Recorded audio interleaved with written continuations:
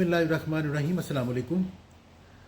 नमाज मोमिनों पर वक्त मुकर्रर पर फ़र्ज़ की गई है और सूरह निसा की आयत नंबर 103 में यही हुक्म है कि नमाज मोमिनों पर वक्त मुकर्रर पर फ़र्ज़ की गई है।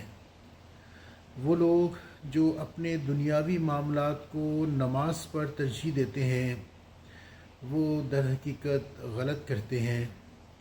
इससे उनके दुनियावी मामलात दुरुस्त नहीं होंगे बल्कि मज़ीद ख़राब हो जाएंगे। कोशिश कीजिए कि जब अज़ान हो तो सबसे पहली तरजीह नमाज की अदायगी ही होनी चाहिए।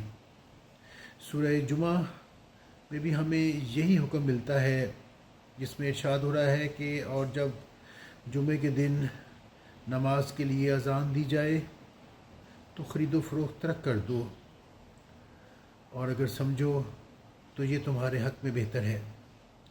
ज़ालिकुम खैरुल लकुम के अल्फाज आए।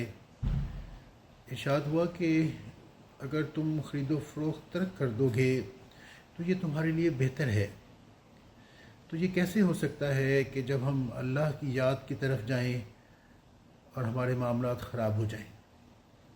नमाज जो है वो तो हालत जंग में भी माफ़ नहीं है, जिसका ज़िक्र हमें सूरह निसा की आयत नंबर 101 से लेके 103 तक मिलता है, जिसमें अल्लाह ताला हालत जंग में नमाज अदा करने का तरीक़ा बता रहे हैं। तो कोशिश कीजिए कि अपने रोज़मर्रा के मामलात में नमाज को सबसे पहली अहमियत दीजिए। ये ना कहिए कि ये वाला काम कर लूँ फिर नमाज़ पढ़ लूँगा, फ़लाँ काम हो जाए फिर नमाज़ पढ़ लूँगा। ये दर हकीकत नमाज नहीं होगी।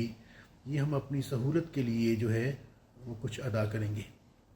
कोशिश कीजिए कुरान मजीद को तर्जुमे और तफसीर के साथ पढ़ा करें। इससे दुनिया भी बदल जाएगी और आखिरत में भी कामयाबी यकीनी है। अस्सलाम वालेकुम।